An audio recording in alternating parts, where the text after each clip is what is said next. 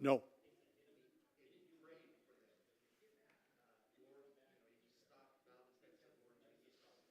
Wow.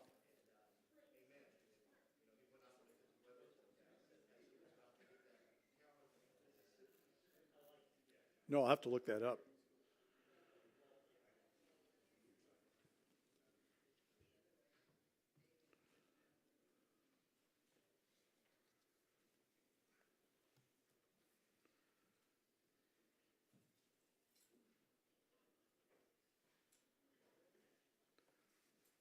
Matthew 19 is where we're going to start when we get there.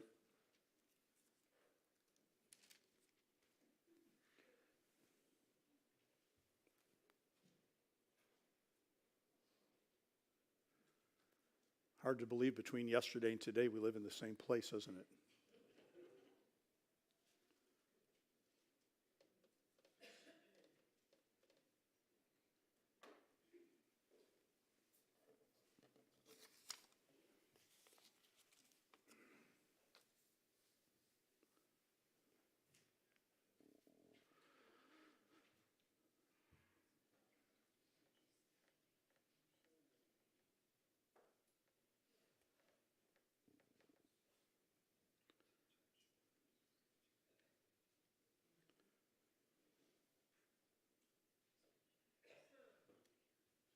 Well, let's go ahead and pray and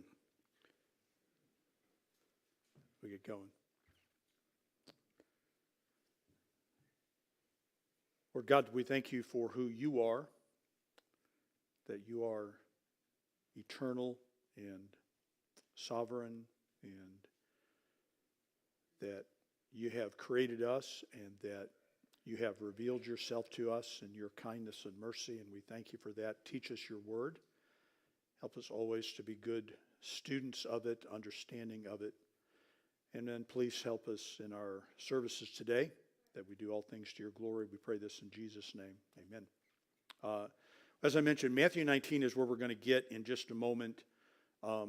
Last week, I finished up some things that we had been doing in Genesis up to Abraham.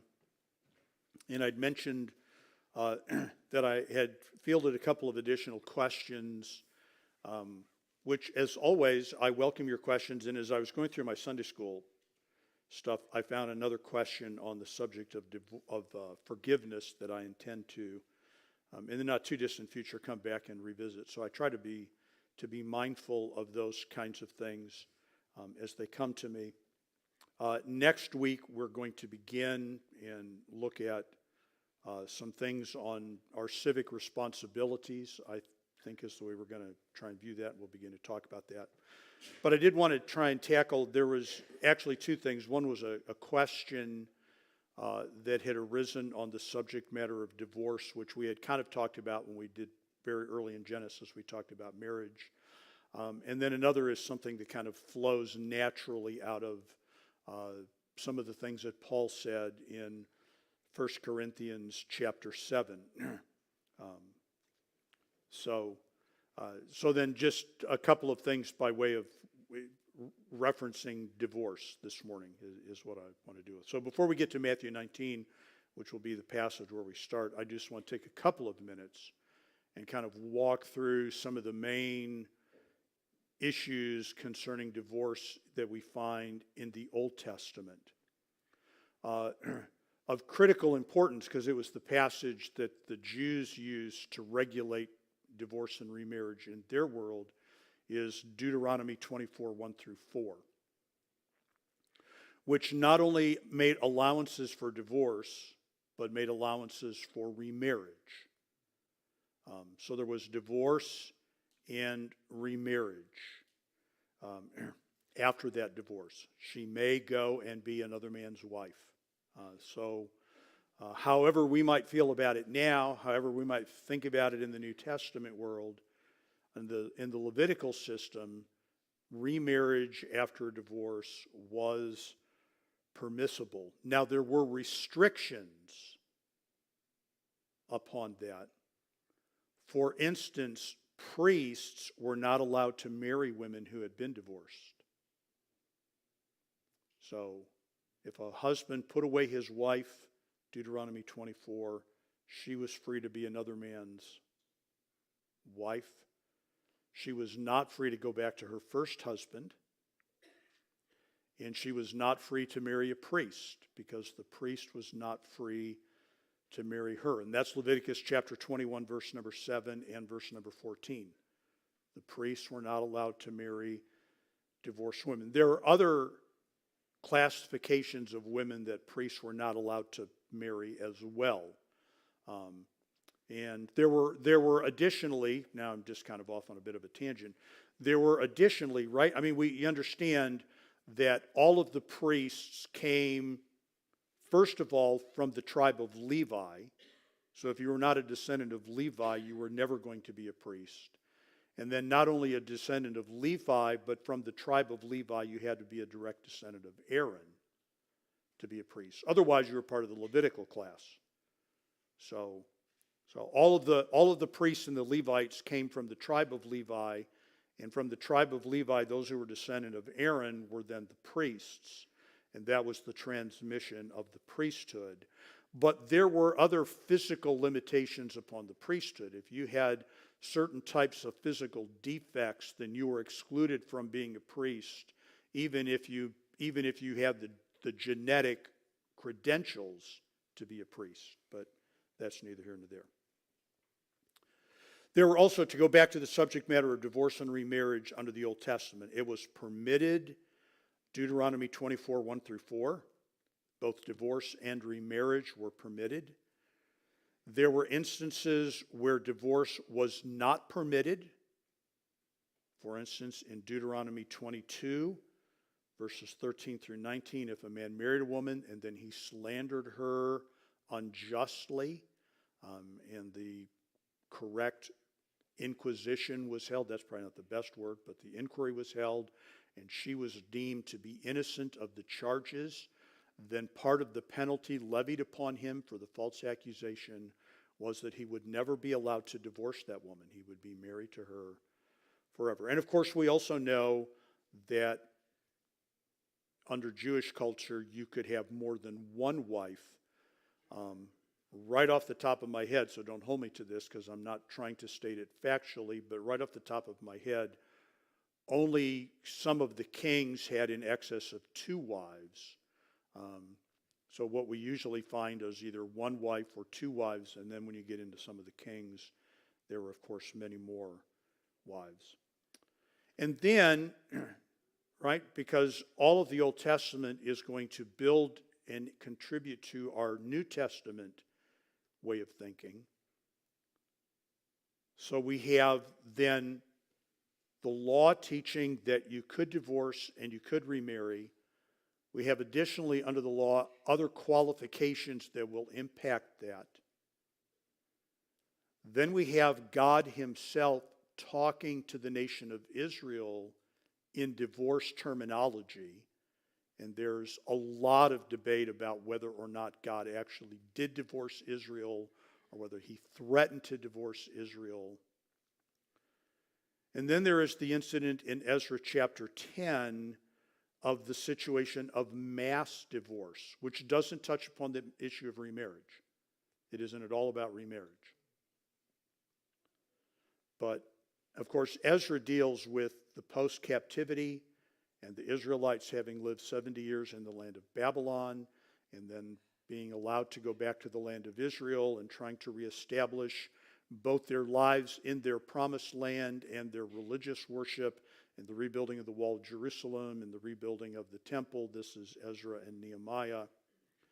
And so there was this wave of mass divorce in Ezra chapter 10 because we have a group of Jewish men who are married to Gentile women. And so those families were disrupted because of that particular violation. So that was kind of the divorce world of being an Old Testament Jew. And you're probably aware, although I maybe should have had us read it but didn't, that in Deuteronomy 20 or 24, which becomes the critical defining passage, the key word or the key phrase is some uncleanness. And the Jews, of course, And I don't mean this critically of them, because it's exactly what we do today when we're studying the Bible. Right? We latch onto words and phrases and try and come to a clear understanding of those words and phrases. They tried to understand what the uncleanness was. What constitutes a legitimate uncleanliness? Or in other words, what constitutes grounds for divorce under the law of Moses? Under what terms can you get divorced? And you, of course, know or are aware that the Jews tended to split over this, some of them arguing rather narrowly and others arguing broadly, that it could be anything that displeased the husband. And of course, one of the things that we add to that is we know that under the law of Moses, this had to be some offense other than the offense of adultery, or at least we presume it is, because if there is adultery, then she is to be executed, not divorced.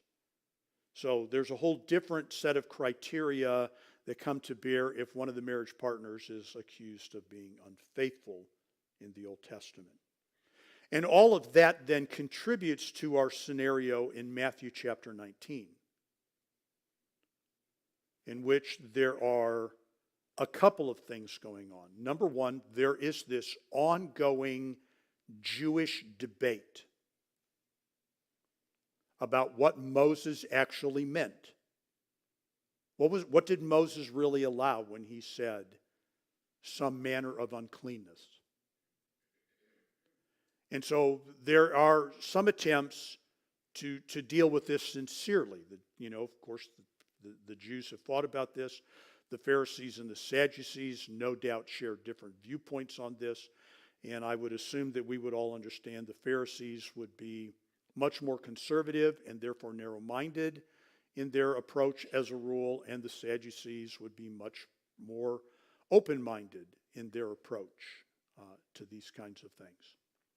So that's one component going on in Matthew 19. The other is the Jews think that they have found an opportunity to trap Jesus.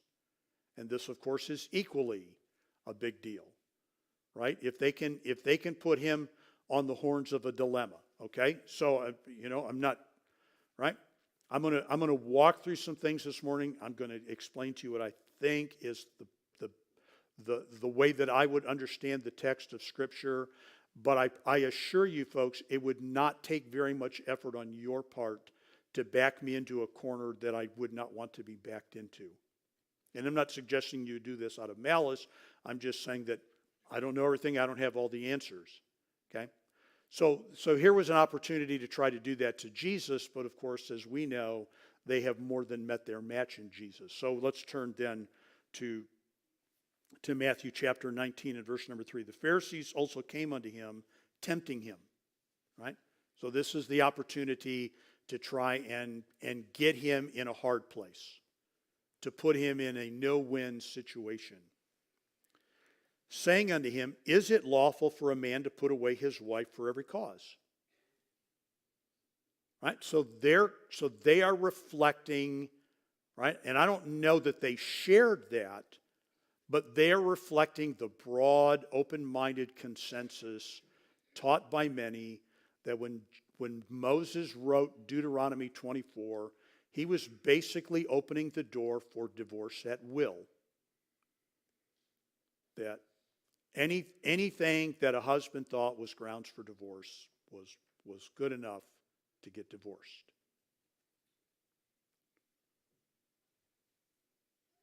So the question then becomes, before we read any further, what are Jesus' options? Here's the question. Is it lawful for a man to put away his wife for every cause? Well, one of the things that Jesus could have done was clarify the uncleanness in Deuteronomy 24. He could have said, well, here's what the text really means.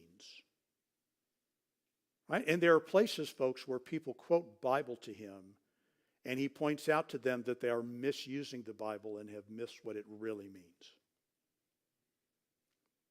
and he doesn't do that.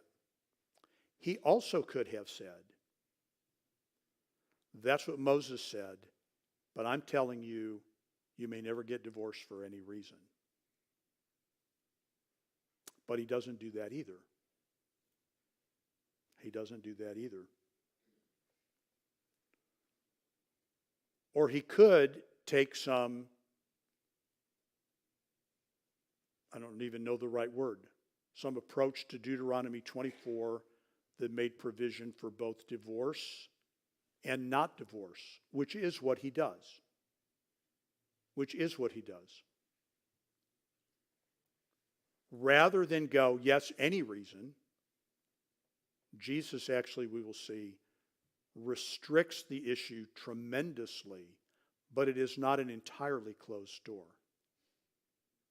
And that is the position that he takes. Let's continue to read. Verse number 4, he answered and said to them, have ye not read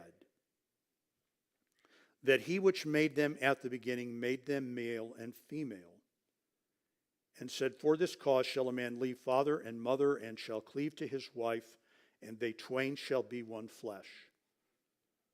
Wherefore they are no more twain but one flesh. What therefore God hath joined together, let not man put asunder. Right? So what had really been in the minds of many of the Jews a very open door, Jesus virtually closes. Which now has the Pharisees kind of rocked back on their heels, and they ask this question. Well then, why did Moses then command to give a writing of divorcement and to put her away?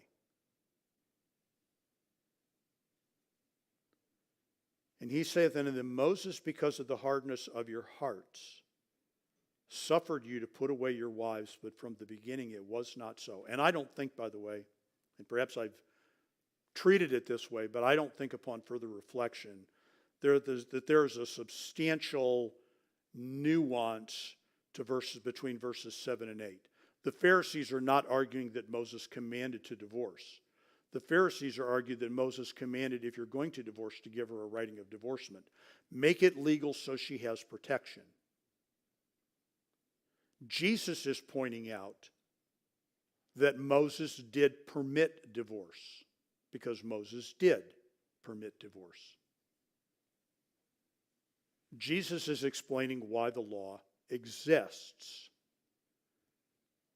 Which is, by the way, and I am very glad that I have very limited experience in this matter as a pastor. I have dealt with very, very few of these kinds of situations personally. But I do not believe that I have ever, in those few occasions, had a spouse say to me, do you know why I want a divorce? Because my heart is hardened towards my spouse and I just can no longer stand them. It is rare indeed when somebody says, that's the issue. It is always all of the other things that the other person has done that are the issue. But folks, wherever we go with this, right, Jesus is being very emphatic that it is the hardness of one's heart towards their spouse that is the ultimate cause of divorce. So that it is not, I think that we have to understand it this way, folks, right? The Jews are zeroed in on this uncleanness. What have you done? What have you done that gives me the permission to put you away? And Jesus just turns the issue back upon the person who is pursuing the divorce. How do you think? What are you thinking that has brought you to this point?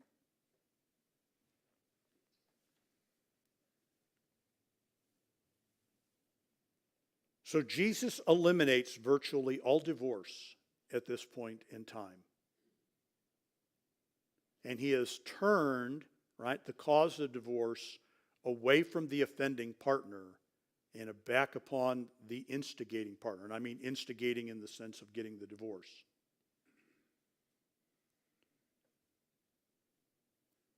But there is one qualification and modification, and that's verse number 9.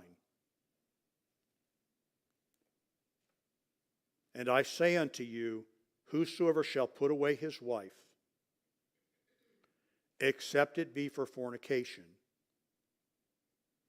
and shall marry another, committeth adultery. And whoso marrieth her which is put away doth commit adultery. Unless there be any question in our mind, folks, about how harsh that sounds and how radical it comes across to the Jewish ear, note verse 10. Because now for the first time, we have the disciples weighing in. They're listening to this conversation. They've heard lots of these kinds of conversations. They've seen people come at Jesus time and time and time again, trying to trick him in his words, trying to trip him up, trying to ask him a theological question that he cannot answer. And the disciples to a man say, if the case of the man be so with his wife, it is not good to marry. Or as the old man said one time when somebody asked him about why he had never married, he said, because I learned a long time ago it's better to want what you don't have than to have what you don't want.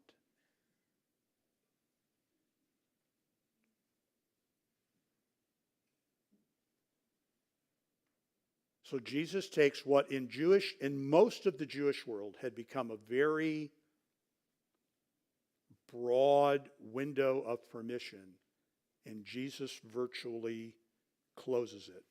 Now with that, let me ask you to turn to 1 Corinthians 7, a passage that we have been dealing with for a number of weeks in our Wednesday night Bible studies.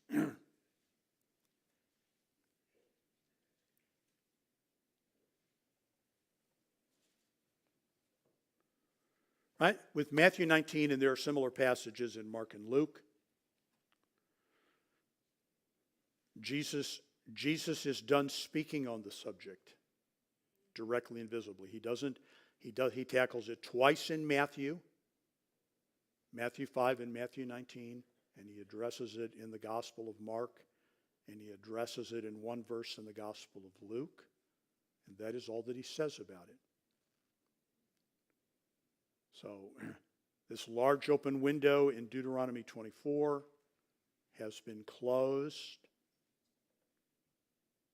Orientation about the whole subject matter of divorce has been relocated from the offender to the instigator. And with the exception of fornication, whatever that is, the window is closed. Of course, Christ will soon go to the cross. He will be buried. He will be raised on the third day. He will return to heaven. He will empower his apostles. And the gospel now will begin to be taken around the world as he had intended. And that brings us then to 1 Corinthians 7, in which Paul now takes up the matter yet again. In 1 Corinthians 7, 10, and 11, Paul does, as any faithful minister would do, simply affirm the position of Jesus. No conflict, no exceptions, no backpedaling. And unto the married I command, yet not I, but the Lord. Let not the wife depart from her husband.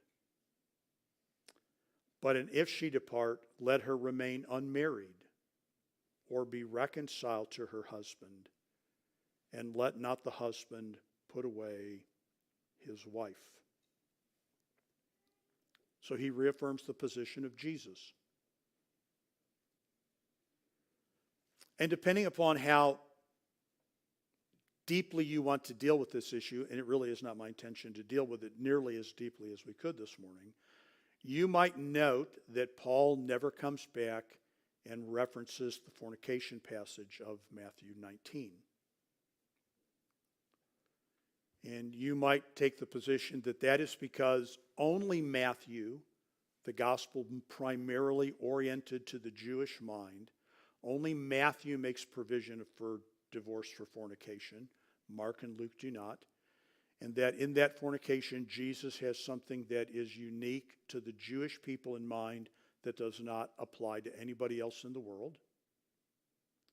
Or you might take the position that that is really not what Paul is dealing with in this passage, and he doesn't need to go back and revisit all that. He has referenced the words of Christ. He views all of them as authoritative. And now Paul is, under the inspiration of the Spirit of God, going to add yet one more layer of information. So for much of the history of God's people, the information that they had was Deuteronomy 24. They were driven and guided by Deuteronomy 24. And unless one was a priest or unless one had done a particular type of behavior within their marriage, everybody lived under the broad rubric of Deuteronomy 24, which is whatever that uncleanness was, that was permission to divorce and remarry. Then in the gospel era, Christ speaks. And now we have a new rubric, a new standard of measurement for our behavior. And now Paul is going to add yet one more layer to that in verse number 12. But to the rest speak I, not the Lord.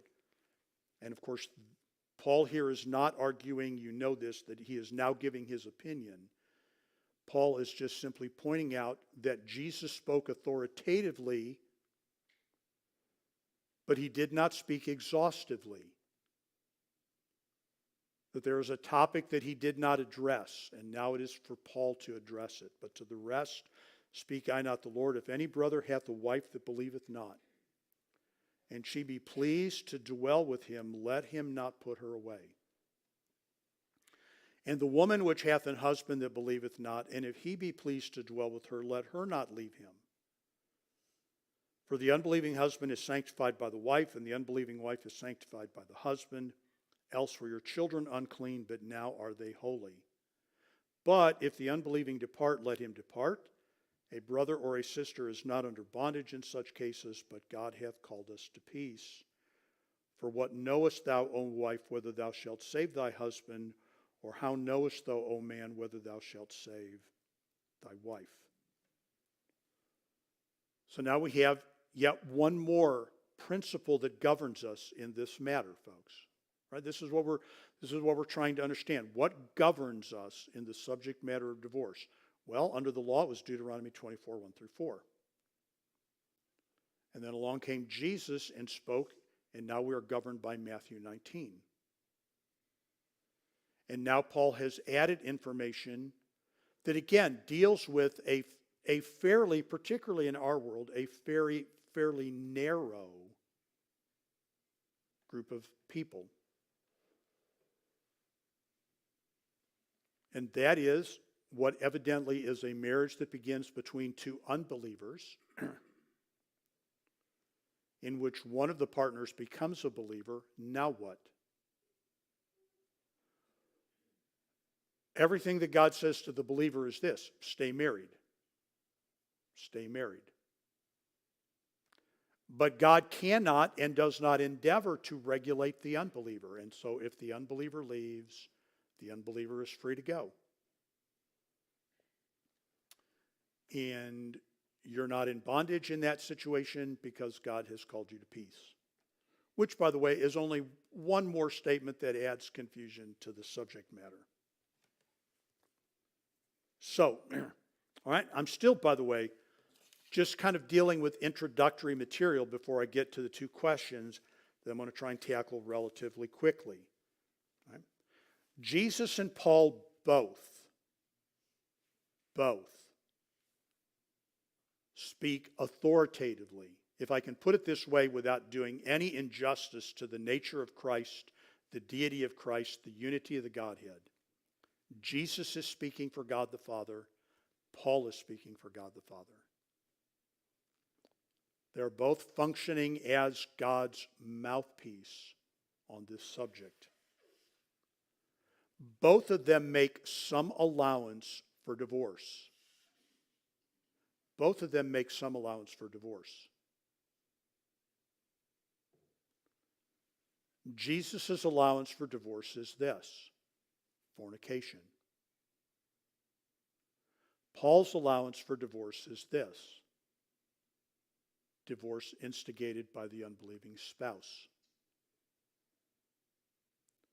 Neither of them speak clearly enough to anybody's satisfaction on the subject matter of remarriage. There are a couple of instances in which a person might find themselves divorced, and God is not angry at that divorce.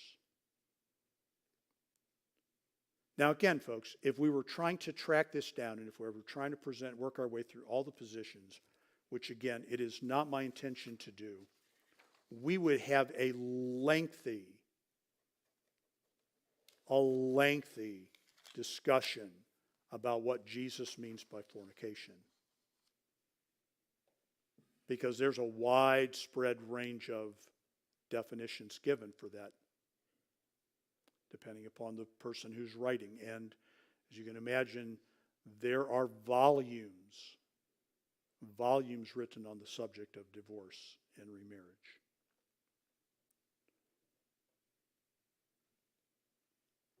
So one of the questions becomes then, if the divorce is permitted by the Lord under the Matthew 19 provision or the 1 Corinthians 7 provision, is remarriage part of the permission? Is remarriage part of the permission? And that really is one of the great burning questions that has been debated and debated and debated and debated, much like Deuteronomy 24 was debated. And so we'll get to that. So there's kind of our background, right? We have these passages of Scripture that provide us with information, and there is a sense, folks, in which in our New Testament world, there is some ambiguity just like there was in the Old Testament world with Deuteronomy 24. And I realize, right, when I say that for some people, there is no ambiguity at all. For instance, you perhaps are familiar with a man by the name of Gordon Wenham. Gordon Wenham has written extensively on the subject of divorce and remarriage. And to Gordon Wenham, there is no ambiguity at all whatsoever. There may be limited permission to get divorced, but there is never permission to remarry. You may not remarry ever if your spouse is still alive. But in general, people view these passages as having some ambiguity to them because we are still discussing them, and we are still weighing in on them, and we are still looking for new perspectives on them, and we're still trying to understand them clearly. So, divorce only under limited permissions, and then no remarriage even if the divorce is permissible, or remarriage if the divorce is permissible. And obviously, folks, people can do anything. I mean, for the last 8 years, we've been living in a world in which 2 men can call it a marriage. People can do anything. That's not the question. The question is, what does God say? At what point does God go, okay, I can deal with this, but I can't deal with that? That's the burning issue. So here's the question then that came to me in light of that controversy, right? And this is, by the way, something that is growing as one of the topics that is debated in the world of people who write and consider these things. And that is domestic abuse grounds for divorce? Is domestic abuse grounds for divorce? Let me ask you to turn, if you would, to Exodus chapter 21.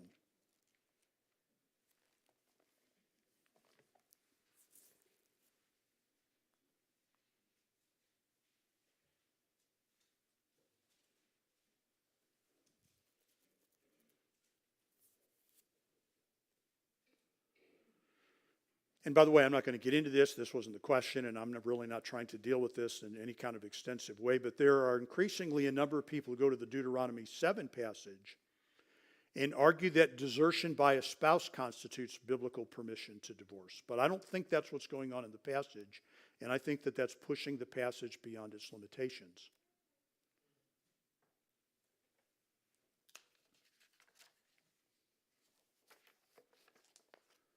When I was in the 6th grade, my best friend went home from school one day and discovered that his dad had gotten up and go to work that morning and never came home again. He was gone.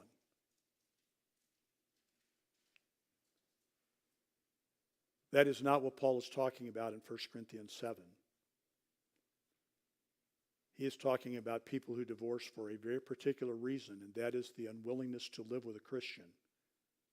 Not just the unwillingness to live with a person. So that's that subject. Is domestic abuse grounds for divorce? Historically, no. And I would argue biblically, no. And we'll come back to that. But I would argue that the Bible doesn't make any provision for domestic abuse being grounds for divorce. But increasingly, people are finding it in Exodus chapter 21, beginning in verse number 7. If a man sell his daughter to be a maidservant, well, there's a revolutionary concept, isn't it? She shall not go out as the men servants do, right? You could sell yourself into slavery for a period of years, indentured service. At the end of the years, you were free to leave. But if you sold your daughter into that, she wasn't free to leave because the relationship was different, because you weren't just selling her to be a house cleaner and a cook, you were selling her to be a wife. So, if a man sell his daughter to be a maidservant, she shall not go out as the men servants do, if she please not her master who hath betrothed her to himself. Right, there's the legal obligation to marry her.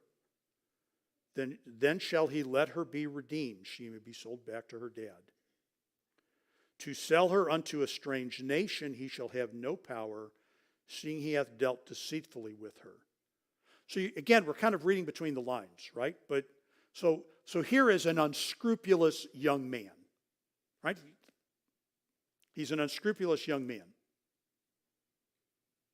And he wants somebody to wash his clothes, cook his meals, clean his house. So he enters into an agreement with a father in which there is an exchange of money, and dad sells to this man his daughter on the promise that in X number of years they will marry. They are betrothed. But the man, being an unscrupulous man, is not interested in a wife. He's interested in somebody to wash his clothes, fix his meals, and clean his house. And so at the end of the time, he wants to renege on the deal because he has dealt deceitfully. He has known this. He has gone into this with his eyes wide open. These are some of the regulations that are being addressed. Verse number 9, and if he hath betrothed her unto his son, he shall deal with her after the manner of daughters. Right, so now we add another dimension. And again, right, to our American ears, I mean, the girls are just, they just keep going from bad to worse. Well, I wasn't really buying her for myself. I was buying her for my son.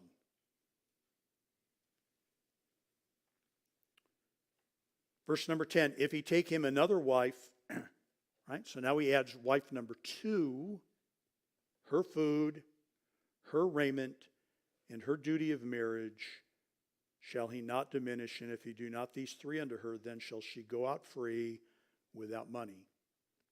She doesn't have to be compensated, but she is free to go.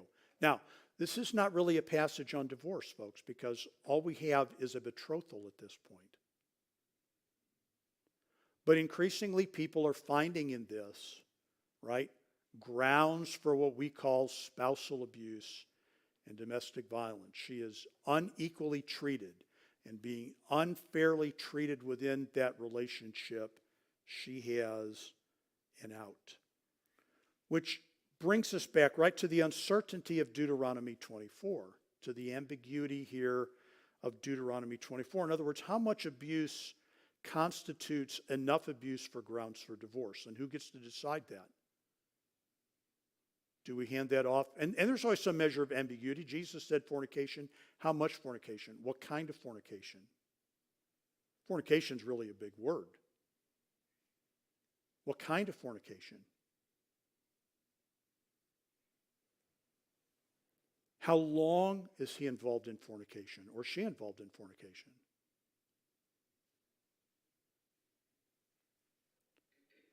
So I don't think, folks, to answer the question that was asked of me, is domestic abuse grounds for divorce? I do not believe there's biblical justification for divorce. On the other hand, like every other pastor I've ever met, right? We're all extremely uncomfortable suggesting to any woman or any man that they remain living in the home with somebody who poses a violent threat to them.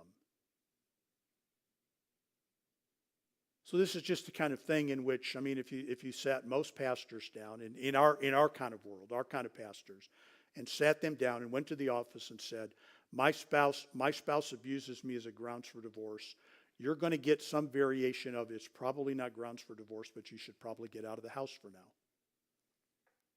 Which again is one of those kinds of answers that really doesn't satisfy anybody. But that's the reality of the kind of answer that you're going to get. Is it grounds for divorce? I don't believe so. Does that mean people don't divorce for it? No, absolutely not. And this is where I would be, folks. In general, I would say, right, that you nor your children should long remain in a home or any situation where your physical well-being is being threatened. But that is not the same thing as getting divorced. Which brings me then to this that I'm going to attempt to answer in 3 minutes. What about remarriage? What about the subject matter of remarriage? Well, this is very simplistic, and again, and maybe one of these days we'll go back. I've dealt with it in the past. But I think that part of the reason, or that included in the 2 reasons that divorce is tolerated, is at least permission or expectation that there will be a remarriage. The simplest, safest scenario always, folks, is to remain single. And that doesn't even touch on all the reasons that Paul gives in 1 Corinthians 7 why we should remain single. I know someone who has been divorced for many years, and his ex-wife has remarried and has since divorced that spouse. And yet he is just insistent. If he were here today and you were to ask him, he would insist, I need to stay single as long as my wife lives. And there is no hope of a reconciliation. But I'm just not even going to pursue anything. But I think, folks, that there are permission. So with these, I don't want to say caveats, but with these observations, right? Observation number 1 is that anybody who manipulates their circumstances or lies about what they're doing in order to obtain the divorce is obviously already committing many other sins. So I hope that I can throw that out there and have that be a part of the equation.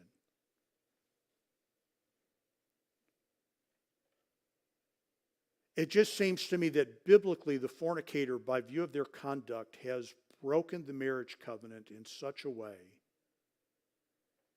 that God will concede to that person both the end of the marriage and permission to remarry. And it seems that in 1 Corinthians chapter 7, that the unbeliever who is unwilling to live with the believer and therefore departs. Right? And again, there's just all kinds of conversation about what does it mean that God has called us to peace. God has not necessarily called us to remarriage, but God has certainly not obligated a person to fight in that marriage or fight to retain that marriage. So, and then I would add this, folks, right? So that would be the way that I would view it, again, without going through all the intricacies of how I would get to there and how I would view the subject matter of fornication.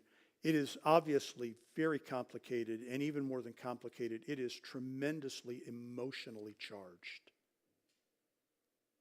Divorce and remarriage are very difficult situations. And good people take all kinds of positions.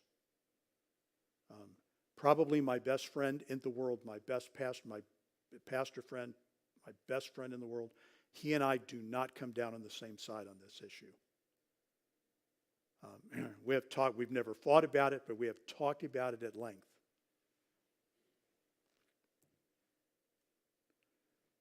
I'm going to throw this into the mix, and this is pastorally pragmatic. That's the best way that I know to put it. This is pastorally pragmatic. If there is no New Testament permission to remarry in a divorce, if there is no New Testament permission to remarry in a divorce, then the correlation to that, folks, must be that there is no place in the New Testament church for anybody who has been remarried in a divorce. In other words, let's suppose that this morning 2 men walk into the building, visit the morning service, inform everybody that they are newlyweds, 2 men, looking for an independent fundamental Baptist church, and they would like to join Westwood Heights Baptist Church. Is there any conceivable scenario in which we could tolerate a same-sex marriage within our membership? No. Because there's no way to sanitize a same-sex marriage and make it acceptable. All right. Supposing that boy A and boy girl walk into the building this morning and at the end of the service announce that they have been looking for an independent Baptist church and they would like to join Westwood Heights Baptist Church. They're not married, but they are living together in a committed civil union. Can they become members of Westwood Heights?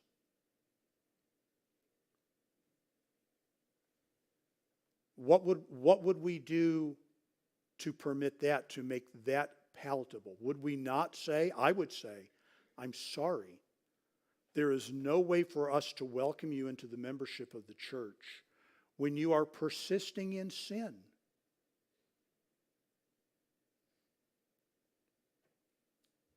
So if all remarriages after divorce, folks, are sinful, how do we allow divorced people to be a part of the assembly? And what frequently happens is we go, well, that was, right, that's past action. Okay. So 2 men come in and announce that 10 years ago they got remarried in Massachusetts. Past action. They'd like to join. I just think pastorally, pragmatically, right, that we have handcuffed ourselves in a way that is inconsistent, not only with the teaching of Scripture on the matter in a limited way, but in the practice that we would have to, the position we would have to adopt. So, all right, I'm going to stop there. Obviously, there's a lot of conversation, and if you have more questions or want to talk to me, please don't hesitate. Or if you want to take exception to me, obviously, as well. Otherwise, we'll be back at 11 o'clock.